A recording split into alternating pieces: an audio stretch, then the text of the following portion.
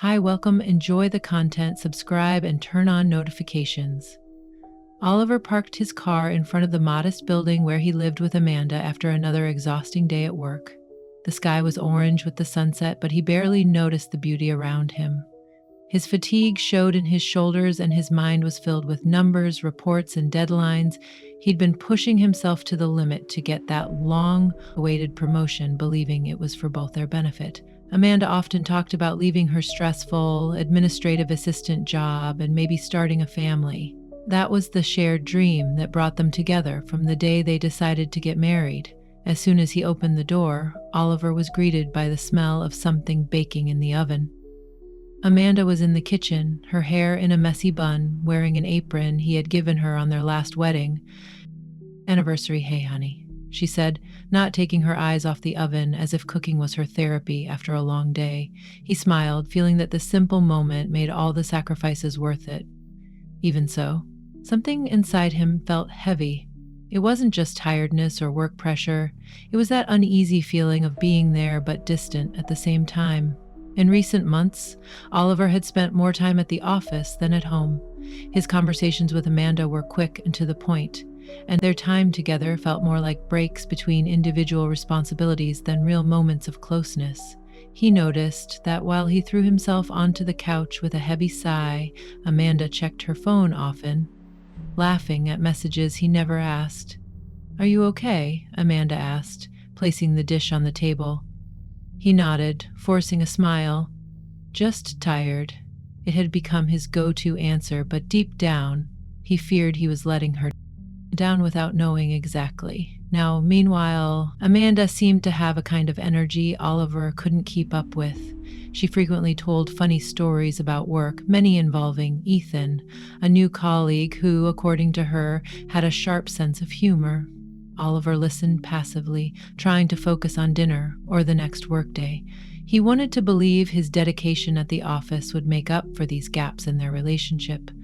But part of him knew something had to change. One night, while eating dishes after dinner, he noticed Amanda smiling at her phone again. "Who is it?" he asked, trying to sound casual. Amanda just laughed. "It's my work group. They're planning the end-of-year party." Oliver mumbled something in response, but couldn't help feeling a knot in his chest. Maybe it was just paranoia after all. Amanda was charismatic and always attracted attention. He'd known that since the day he met her. But Oliver's job was more than a distraction. It represented his commitment. He believed that by getting the promotion, he would finally give Amanda the security she'd always wanted. She wouldn't have to deal with work stress, annoying coworkers, or overtime. He imagined the moment he'd surprise her with the news, picturing her smile when she found out she could finally quit everything and start the new chapter they'd always dreamed of. A bigger house, a crib in the next room, maybe even a dog running in the yard. Still, as Oliver worked hard for that future, he failed to notice he was drifting away from the present. Simple moments like dinner or talking about their day no longer had the same warmth. Amanda seemed more distant, but he chalked it up to her own workload. He saw it as a small price to pay. Oliver preferred to believe that, in the end, it would all be worth it. That night, while Amanda got ready for bed, he watched her for a few seconds.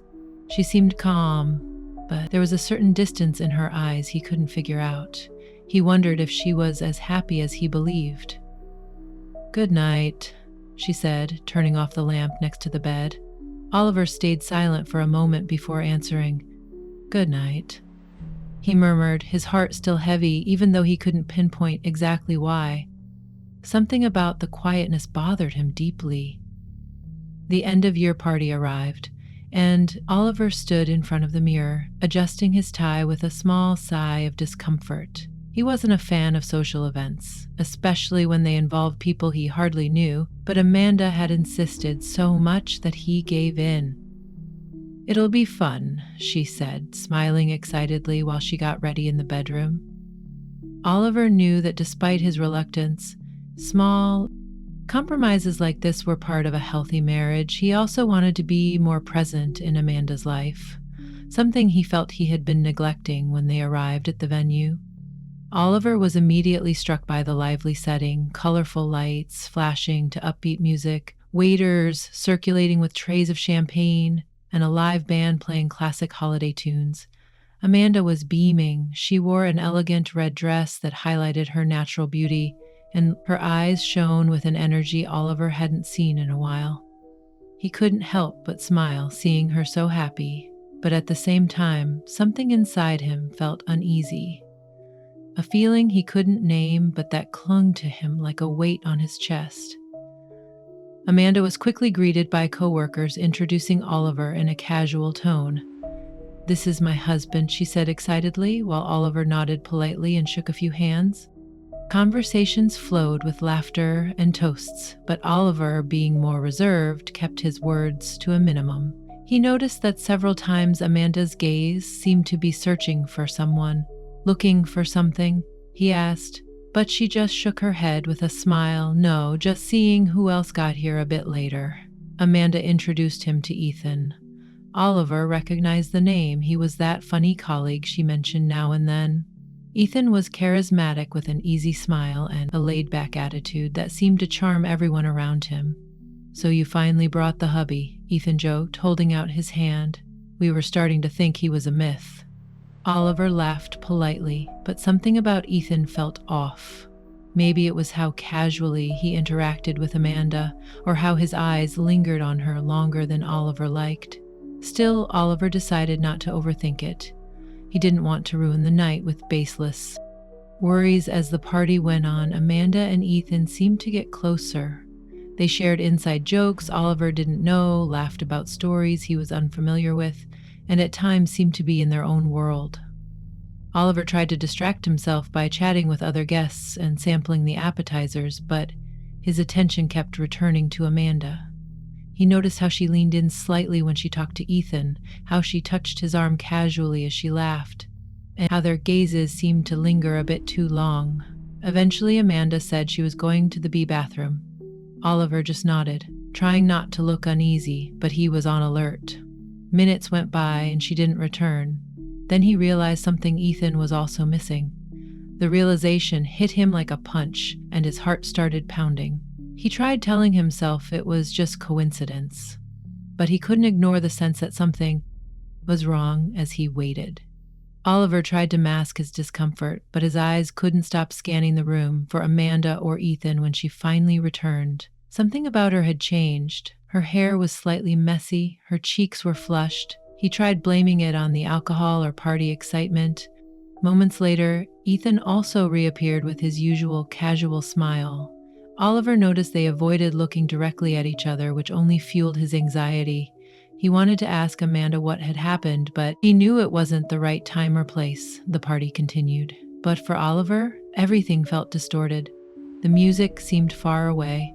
Everyone's laughter felt distant, and Amanda's smile, which used to comfort him, now looked like it held secrets he was scared to discover. The feeling he had been trying to ignore finally became real, and a seed of doubt began to sprout in his heart that night. Oliver could barely hide his unease after dinner. Amanda said she was going to take a shower to relax before bed. He just nodded, staring at his empty plate, fighting the thoughts racing through his mind. Oliver watched every detail, times excuses, how Amanda kept her phone constantly close. Suspicion was eating him up, and he felt he was on the verge of learning something that would change his life forever. The sound of running water filled the house as Oliver stayed in the living room looking at Amanda's phone on the table. It was rare for her to leave it, out of reach, which only increased his uncertainty. For months he had avoided invading her privacy, even when his doubts consumed him. He believed respect and trust were the pillars of any relationship, but that night, his tension had reached the breaking point. With trembling hands, he picked up the phone. It was locked, but he knew the password. It was an important date for both of them, or at least it used to be. Oliver paused for a moment, staring at the screen, as if it could see him. He felt equal parts guilt and necessity, but he knew he couldn't ignore his intuition anymore. As soon as it unlocked, he went straight to the messages at the very top. A familiar name caught his eye. Ethan Oliver's heart pounded as he opened the conversation. He tried to brace himself for what he might find, but nothing could soften the blow of the messages he saw. "I can't wait to see you tomorrow." That moment at the party was amazing. "Read one message from Ethan, sent the previous morning." Amanda had replied, "Me too. It was risky, but worth it. See you tomorrow after work." Oliver felt as if the ground had disappeared under him. He kept scrolling, seeing messages so intimate and secretive that they made him feel sick. Amanda and Ethan had been meeting in secret for weeks, maybe months. They mentioned times she claimed to be working, dinners in out-of-the-way places, and even moments at his place he put the phone back where it had been, as though he'd never touched it. But the pain was unbearable. He sat there for a while, trying to process what he just discovered. Every memory of Amanda, her smiles, their plans, their closeness, now felt tainted by deceit. The sound of the shower turning off pulled him back to reality. Amanda soon came out of the bathroom, hair still wet, wearing a robe. She seemed calm, unaware of the storm about to hit them both. "Everything okay?" she asked, noticing Oliver was quieter than usual. He just shook his head. "Yeah, just thinking about work." As much as he wanted to confront her right then, Oliver decided to wait. He needed to keep his composure, even though he was breaking inside. He went upstairs and lay down next to her, staring at the ceiling while she fell asleep. Almost immediately, the difference between her calm and the turmoil inside him was nearly unbearable. The next morning, Oliver made a decision. He wouldn't confront Amanda right away. He wanted something more concrete, something undeniable that would force her to admit everything. So he got in touch with a private investigator, giving a brief explanation of the situation, but stressing that he needed solid proof. "I understand, sir," said the investigator, Richard, with a firm voice. "We'll handle it." While waiting for the investigation results, Oliver began filing for divorce and stuck to his routine, but every gesture, every word from Amanda felt bitterly ironic. Now the feeling of betrayal was suffocating, but he knew he had to endure it a bit longer to confront her at the right moment. A few days later, Richard got back to him. He had what Oliver needed: photos, messages, and records of their meetings. Everything was documented in detail. When Oliver saw the evidence, he felt something inside him shatter. Beyond repair, he had feared it, imagined it, even hoped he was wrong, but now there was no escaping the truth. He looked at the images with a blank expression, his heart torn to pieces. Amanda and Ethan were seen entering a motel and leaving hours later. The photos showed smiles, touches, and looks that Oliver hadn't received for a long time. That night, he came home with the divorce papers already prepared. He didn't need excuses or explanations anymore. The truth was right in front of him, and he knew nothing would change what she'd done. Amanda was still at work, and Oliver used the quiet time to think. When she arrived, there would be no avoiding it. He didn't know exactly what he would say, but he knew it would be over when Amanda got home. Oliver was already seated at the dining room table, the divorce documents on the wood between them. The air felt heavy. She looked surprised to see him so serious, so still. "Are you okay?" Amanda asked, hanging her purse on the chair next to her. Her voice sounded casual, but Oliver didn't answer right away. He raised his eyes slowly, letting her feel the gravity of his gaze. "We need to talk," he said, his tone so firm that Amanda froze in place. She studied him for a few seconds, sensing that something was very wrong about what she asked. Sitting down across from him, a nervous smile that didn't reach her eyes. Oliver wasted no time. He slid the divorce papers toward her, along with the photos and messages the detective had gathered. Amanda frowned, confused, until her eyes fell on the evidence. The silence that followed was deafening. Her expression changed quickly, from surprise to panic, then to guilt and despair. "Oh, Oliver, it's not what it looks like," she began, stammering, but he raised his hand to stop her. "I don't want excuses, Amanda. I don't want explanations. I already know everything," he said, his voice quiet but tense with bottled up emotion. "I trusted you. I devoted my entire life to this marriage, and this is how you repay me?" Amanda stayed silent, her face shifting between shock and shame. She knew there was no denying it. The proof was undeniable. Finally admitted, her voice trembling, "It was a moment of weakness. I never wanted to hurt you, Oliver." Let out a bitter laugh, empty of joy. "A moment of weakness?" He pointed at the photos. "This isn't just a moment of weakness, Amanda. It's a choice. A choice you made over and over." Amanda tried to justify herself, but her words held no weight anymore. Oliver wasn't interested in what she had to say. His mind was made up. He got up, his posture firm, but the pain evident in every movement. "I want you to sign these papers. I want this done now. I don't have anything else to say," she tried to object, to appeal to the feelings that had once united them, but Oliver stood firm. He knew that giving in meant losing his self-respect, and he wouldn't do that. Amanda signed the papers that same night, her hands shaking as she held the pen. When she finished, Oliver gathered the documents, looked at her one last time and said, "You made your choice. Now I'm making mine." After Amanda left with just a suitcase of clothes, Oliver felt a mix of relief and pain. The house seemed strangely empty, but he knew he needed that space to rebuild himself. Still, he couldn't shake a sense of injustice. He'd lost something precious, and Amanda and Ethan seemed to be getting off without consequences. It wasn't just the end of the marriage that shattered him. It was also the fact that those who had betrayed him could go on with their lives as if nothing had happened.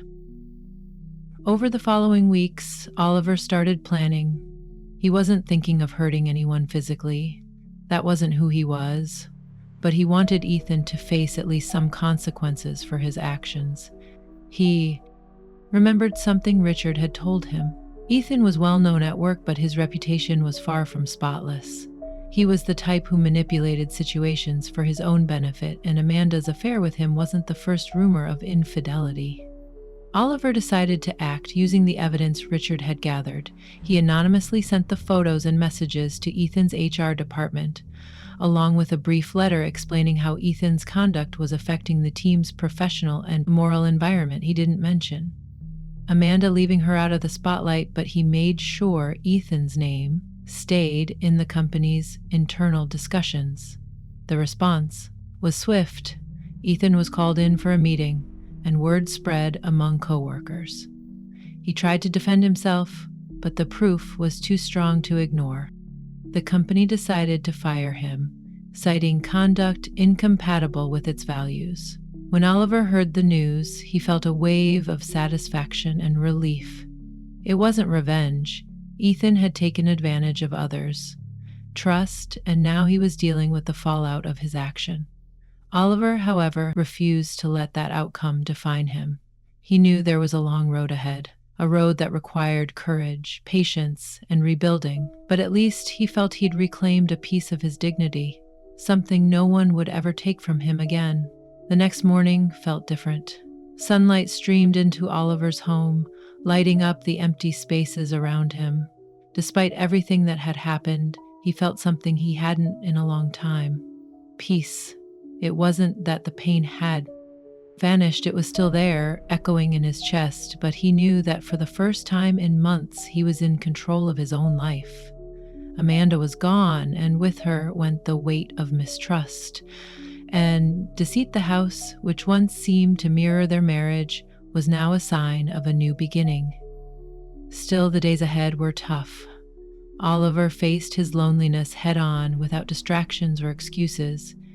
He no longer had grueling work hours to justify his emotional distance or hushed arguments with Amanda to fill the silence. It was just him alone with his rawest emotions at night. He often sat on the couch with a cup of coffee, letting the quiet that once scared him become something comforting. One day he was walking in a nearby park and saw a group of people gathered under a large tent. There were excited voices and laughter and an energy that clashed with the silence inside him. Curious, he got closer and realized it was a volunteer initiative. A group was handing out food and clothes to people in vulnerable situations. Oliver stood there for a moment, watching how it all worked. It seemed like a simple setup. but every gesture had something profoundly human about it. An older man, who seemed to be in charge, noticed Oliver and invited him in. "We could always use another pair of hands," the man said with a welcoming smile. Oliver hesitated for a few seconds, but ended up agreeing. He spent the afternoon handing out meals and talking with the people who came, looking for help. Each story he heard opened a new window into a different life. Stories of resilience, loss, and the fight to keep going, even though he was there to help. He felt like he was the one being helped by the end of the day. The coordinator thanked him and encouraged him to come back whenever he wanted that night. Oliver realized something important. There's more to life than the wounds we carry. The pain was real, but it didn't have to last forever. He decided that instead of letting resentment eat him up, he'd use that energy to build something new and meaningful. A few weeks later, Oliver was regularly volunteering with the group he'd organized.